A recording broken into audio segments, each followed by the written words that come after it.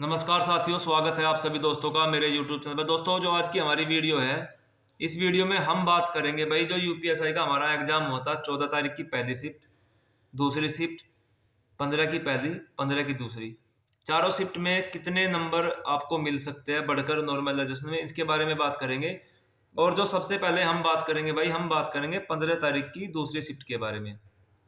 देखिए, यहाँ पर मैं आपको कुछ ऐसे पॉइंट बताऊंगा जो आपके लिए जानने बहुत जरूरी है और उन्हीं पॉइंट के आधार पर यहाँ पर नॉर्मलाइजेशन मिलेगा। सबसे पहले तो मैं आपको ये बता दूं, जो 15 तारीख की दूसरी शिफ्ट थी ना, इसमें क्वेश्चन पेपर हम मानते हैं भाई क्वेश्चन पेपर थोड़ा हार्ड था। जैसे लोगों ने अपने रिव्यू दिए है, हमने मान लिया थोड़ा हार्ड था, मगर जो क्वेश्चन अटेम्प्ट किए गए हैं वो तो ज्यादा किए गए ना। क्वेश्चन अटेम्प्ट लोगों ने ज्यादा किए, हार्ड था मगर इतना हार्ड नहीं था कि आप क्वेश्चन उसको अटेम्प्ट ना कर सको। 14 तारीख के मुकाबले, फर्स्ट शिफ्ट के मुकाबले इतना हार्ड नहीं था कि इसको आप अटेम्प्ट ना कर सको। लोगों ने क्वेश्चन जो है अटेम्प्ट ज्यादा है और इनको यहाँ पर इससे पहले 3 शिफ्ट का आइडिया हो चुका था। 14 तारीख की पहली शिफ्ट, 14 तारीख की दूसरी शिफ्ट और 15 तारीख की पहली शिफ्ट, इनको इन 3 शिफ्ट के एग्जाम के पैटर्न से ये मालूम हो चुका था भाई क्वेश्चन पेपर इजी आ रहा है और उसको रगड़ दो कैसे भी करके, और इन्होंने वही काम किया। 15 तारीख की शिफ्ट, दूसरी शिफ्ट है, मानते हैं क्वेश्चन पेपर थोड़ा सा ही हार्ड था, मगर लोगों के जो क्वेश्चन अटेंड है वो ज्यादा है और मार्क्स इस शिफ्ट में काफी अच्छे बने हुए। तो भाई मेरे हिसाब से इस शिफ्ट में जो यहाँ पर जो नॉर्मलाइजेशन के हिसाब से नंबर निकल के आ रहे हैं ना भाई, यहाँ पर आपको मैक्सिमम 10 नंबर का नॉर्मलाइजेशन मिल सकता है। वो इसलिए मिल सकता है क्योंकि क्वेश्चन पेपर हार्ड था, और जो मिनिमम मिलेगा 6 नंबर का आपको यहाँ पर मिल सकता है। 6 से 10 नंबर आपको मिल सकते हैं। किसी के 6 बढ़ेंगे, किसी के 7 बढ़ेंगे, किसी के 8 बढ़ेंगे। तो यहाँ पर जो आपने क्वेश्चन अटेंड किया है, आपकी गलतियां हुई है, उसके अकॉर्डिंग आपके यहाँ पर नंबर बढ़ेंगे। इसके बाद बात करते हैं भाई हम 15 तारीख की पहली शिफ्ट के बारे में। 15 तारीख की जो पहली शिफ्ट है, इसका जो पेपर था वो सबसे इजी था इन चारों शिफ्ट में। उसके बाद 14 तारीख की दूसरी शिफ्ट का नंबर आता है, उसके बाद 14 तारीख की पहली शिफ्ट का नंबर आता है, और सबसे लास्ट में जो टफ माना जा रहा है मेरे हिसाब से 15 तारीख की दूसरी शिफ्ट का टफ मैं मान रहा हूँ।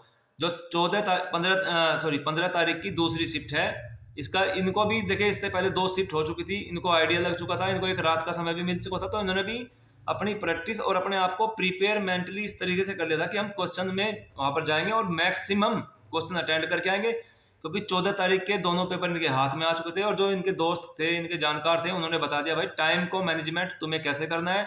मतलब कि इन्हें एक समझ लग चुकी थी और एक आइडिया मिल चुका था, और पेपर इनके हिसाब से बहुत इजी आ गया था। तो यहाँ पर इस शिफ्ट में भी लोगों के मार्क्स बहुत अच्छे बने हुए हैं, और क्वेश्चन का जो अटेंड है, जो मैक्सिमम अटेंड किए हुए, मतलब पूरा क्वेश्चन पेपर ही अटेंड किया है, और बहुत कम गलतियां यहाँ पर हुई है। तो यहाँ पर जो नॉर्मलाइजेशन मेरे हिसाब से मिल के आ रहा है ना, जो बन के आ रहा है भाई, अधिकतम इस शिफ्ट में 5 नंबर मिल सकते हैं।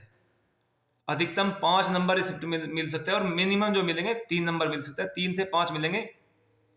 यहाँ पर किसी को बुरा मानने वाली बात नहीं भाई, ये मेरा खुद का डाटा है, नंबर ज्यादा कम और ज्यादा हो सकते हैं। यहाँ पर सिर्फ मैं अपने विचार रख रहा हूँ, किसी भी सीट में कम और ज्यादा हो सकता है, यहाँ पर सिर्फ हम अपने विचार रख रहे हैं। अब हम बात करते हैं भाई 14 तारीख की पहली शिफ्ट के बारे में। देखिए, 14 तारीख की पहली शिफ्ट के बारे में मैं इसलिए यहाँ पर बात कर रहा हूँ, जो 14 तारीख की पहली शिफ्ट वाले कैंडिडेट थे, जब वो एग्जाम देने गए ना, तो वो अपने घर से ये सोच कर चले थे कि भाई हम यूपी पुलिस एसआई का एग्जाम देने जा रहे हैं, और हो ना हो कहीं ना हो भाई, हो सकता है जो हमारा प्रीवियस ईयर का पेपर है उससे थोड़ा सा टफ आए, या उसके बराबर आ जाए, या थोड़ा सा हल्का आ जाए। सिर्फ ये लोग इतना समझ कर चल रहे थे, ये लोग ये नहीं सोच के चले थे कि भाई मैं जो पेपर देने जा रहा हूँ वो कक्षा 5 के बच्चे के बराबर का है, 8 के बच्चे का भी नहीं है।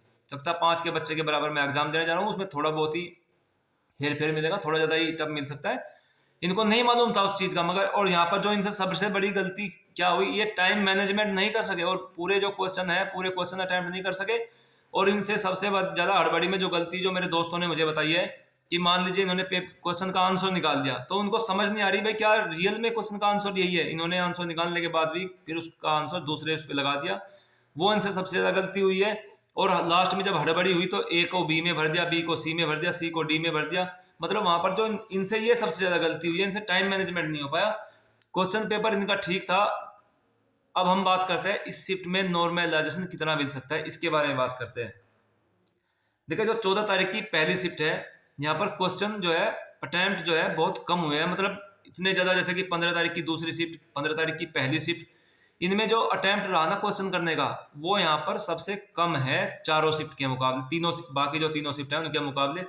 तो भाई यहाँ पर जो मेरे हिसाब से नॉर्मलाइजेशन मिल सकता है, मिनिमम मिल सकता है 10 नंबर का, किसी को 12 का मिलेगा, किसी को 18 का मिलेगा, और जो मैक्सिमम मिलेगा भाई वो 19-20 नंबर का मेरे हिसाब से, यानी कि यहाँ पर 10 मिनिमम और 20 मैक्सिमम आपको नॉर्मल दर्शन मिल सकता है मेरे हिसाब से इस शिफ्ट में। अब हम बात करते हैं भाई 14 तारीख की दूसरी शिफ्ट के बारे में। जैसा कि मैं आपको बता चुका हूँ पहले भी कि भाई 15 तारीख की जो पहली शिफ्ट थी वो सबसे इजी थी, उसके बाद 14 तारीख की दूसरी शिफ्ट है, और हम बात कर रहे हैं 14 तारीख की दूसरी शिफ्ट के बारे में। देखिए 14 तारीख की जो दूसरी शिफ्ट है वहां पर उन लोगों को रियल में ही आइडिया मिल चुका था पहली शिफ्ट से। 14 तारीख की पहली शिफ्ट से उनको आइडिया मिल गया कि भाई क्वेश्चन पेपर इजी है, पर उनके मन में थोड़ा सा डर तो रहा ही होगा ना कि भाई इजी है नहीं है। उन लोगों के अभी जो क्वेश्चन अटेम्प्ट है पहली शिफ्ट के मुकाबले उनका भी थोड़ा ज़्यादा है। और जो 14 तारीख की दूसरी शिफ्ट है भाई, इसमें मेरे हिसाब से अगर नॉर्मल दर्शन में नंबर मिलते हैं ना, पेपर भले ही ईजी रहा हो मगर मैथ्स के जो कुछ क्वेश्चन थे ना वो थोड़े से लेंथी रहे हैं, और इनको जो यहाँ पर नॉर्मल दर्शन मिल सकता है भाई मिनिमम 6 नंबर का, और मैक्सिमम इनको मिल सकता है 10 नंबर का, यानी कि 6, 7, 8, 9 इस प्रकार आपको नंबर मिलेंगे, मिनिमम 6 और मैक्सिमम 10। देखिए भाई रिजल्ट कब तक आ जाएगा इसके बारे में थोड़ी सी बातें कर लेते हैं, और सीजल का जो रिजल्ट है उसके बारे में बातें कर लेते हैं। कई दोस्त ये कह रहे हैं कि भाई सीजल का रिजल्ट आ गया है, तो भाई मैं आपको ये बता दूं जो कैंडिडेट यूपी से बैठे हैं ना, और ऑल इंडिया में 300 350 के आसपास वैकेंसी थी, तो हम मान के चल सकते हैं अगर 10 से 15 ही कैंडिडेट ऐसे जाएंगे जिनको इनकी चॉइस की जगह मिलेगी। मान लो किसी को लखनऊ मिलता है, किसी को दिल्ली मिलता है, वो तभी छोड़ के जाएगा, तभी यूपीएसआई के एग्जाम से एग्जिट करेगा, अदरवाइज वो एग्जिट नहीं करेगा, क्योंकि अपना होम स्टेट कोई छोड़ के नहीं जाएगा। 10 से 15 कैंडिडेट ऐसे हो सकता है यूपी से जो सिर्फ सीजल में ज्वाइन करेंगे, और जो बाहर का स्टेट है जैसे महाराष्ट्र मान लीजिए या बेंगलोर मान लीजिए या फिर कलकत्ता मान लीजिए, वहां पर कोई ज्वाइन नहीं करता भाई, सब अपने होम स्टेट में जॉब करते हैं। हाँ अगर उनको अच्छी रैंक मिल रही है तब वो वहां पर पॉसिबिलिटी बन सकती है जाने की, अदरवाइज नहीं जाते। और जो इसकी फाइनल कट ऑफ है ना भाई, फाइनल कट ऑफ का अंदाजा तभी लगाया जा सकता है कि डीवीपीएसटी में कितने लोग अटेंड कर रहे हैं।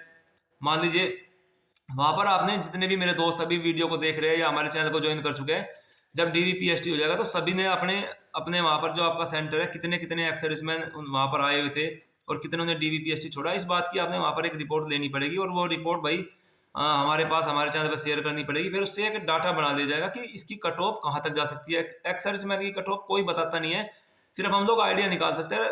कई सारे एक्स सर्विसमैन ने यहाँ पर अपना जो डाटा है गलत भी दिया है, नंबर ज्यादा बता रखे, कोई बता रहा है मेरे 145 क्वेश्चन ठीक है, कोई बता रहा है मेरे 135 ठीक है, कोई बता रहा है मेरे 140 ठीक है। तो उतना डाटा हम ठीक नहीं मान सकते। हम इसमें मान सकते हैं कि 140 क्वेश्चन हो सकता है 2-3 एक्स सर्विसमैन हो जिनके ठीक निकले, सबके ठीक नहीं निकले, क्योंकि 140 पे तो ओबीसी और जनरल की कट ऑफ मैं उम्मीद कर रहा हूँ वहां पर 140-145 के बीच में फाइनल ना हो जाए, तो इतने ज्यादा मार्क्स बताना ये भी गलत है। और भाई दोस्तों अगर आपकी कोई क्वेरी तो आप मुझे कमेंट कर सकते हैं, मेरे चैनल पे आपको 100% रिप्लाई दिया जाएगा, जो आपकी हर संभव मदद है भाई मैं कोशिश करूंगा आपकी हर संभव मदद करने की। चाहे भाई मैं हो सकता है बाई चांस मुझे समय ना मिले, मैं आपको कमेंट का रिप्लाई 1 घंटे बाद, 2 घंटे बाद या 24 घंटे बाद, जब भी मुझे समय मिलेगा मैं आपके कमेंट का रिप्लाई दूंगा। और भाई मेरा टेलीग्राम चैनल है और यूट्यूब की डिस्क्रिप्शन में उसका लिंक दिया हुआ है, चैनल की डिस्क्रिप्शन में, आप वहां से जाकर टेलीग्राम चैनल पर ज्वाइन कर सकते हैं। वहाँ पे 25-26 दोस्त हमारे जुड़े हुए हैं, धीरे धीरे दोस्तों की संख्या बढ़ेगी तो भाई और आपस में एक दूसरे से हम डिस्कस करेंगे, पॉइंट निकल के आएंगे, बातचीत होगी तो पता लगेगा। चलिए भाई दोस्तों मिलते हैं अगली वीडियो में। जय हिंद जय भारत, और कमेंट करते रहिएगा, वीडियो को लाइक शेयर जरूर करिए, चैनल को सब्सक्राइब जरूर करिए। चलिए मिलते हैं भाई दोस्तों अगली वीडियो में। जय हिंद जय भारत।